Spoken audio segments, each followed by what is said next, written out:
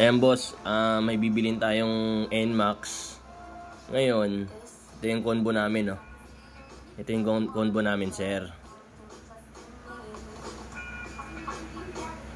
Ito yung combo namin. Ayan po yung combo. Ayan po yung combo namin.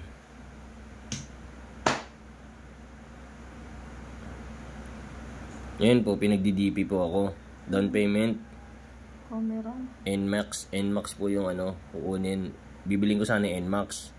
Ngayon po, pinag-willing daw po ako mag-down payment daw. Sabi ko, ito sasabihin natin ngayon guys. Kano po ba? Kano po ba? Ayan. Balak na tayong iskamin guys. Tingnan natin. Titingnan natin to.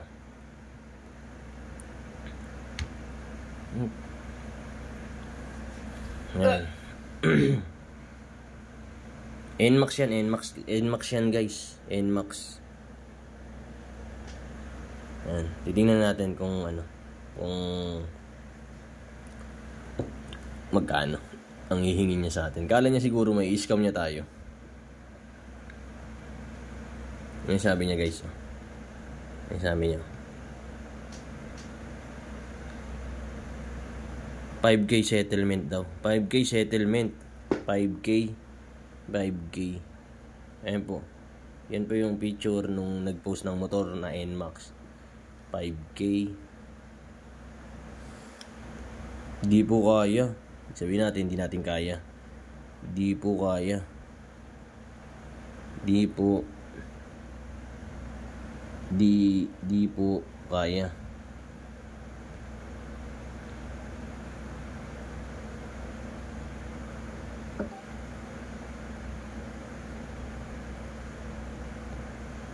Hindi po kaya. Ayan guys. Pinagdi-DP tayo sa motor. Balak niya tayong iskamin guys.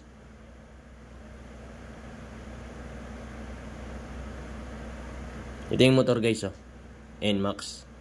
NMAX ayun, Post niya. Ayun guys. Inapag-DP niya tayo. Ngayon sabihin natin, di ba kaya ng 3K? Di ba? Antayin muna natin mag-ano siya. Ayan. Balak niya pa tayo iskamin guys. Tibay mo.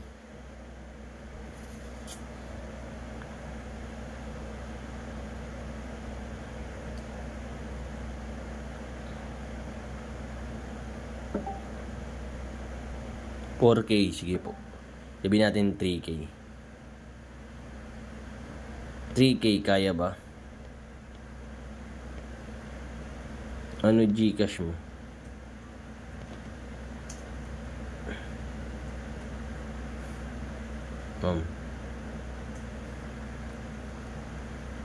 For assurance lang din, send po document husband ko, ID, license niya, video na rin na hawak yung ID.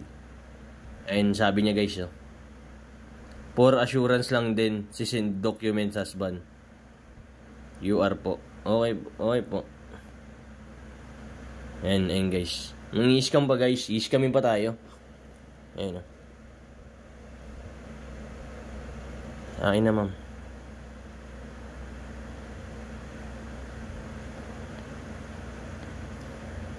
Ma'am.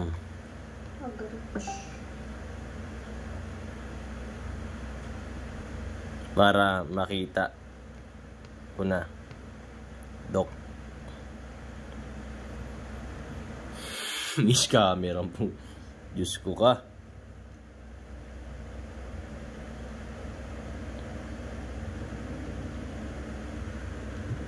NMAX 2023 model. Ayun yung plaka.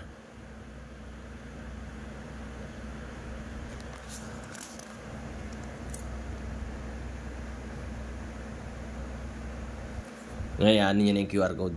Ayun Ayun yung QR code guys Guys, ayun yung QR code guys Para send na natin yung pera.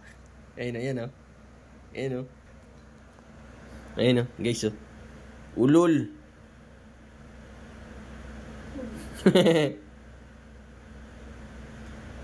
Tignan Facebook. Pakita mo. Ito yung Facebook niya guys oh.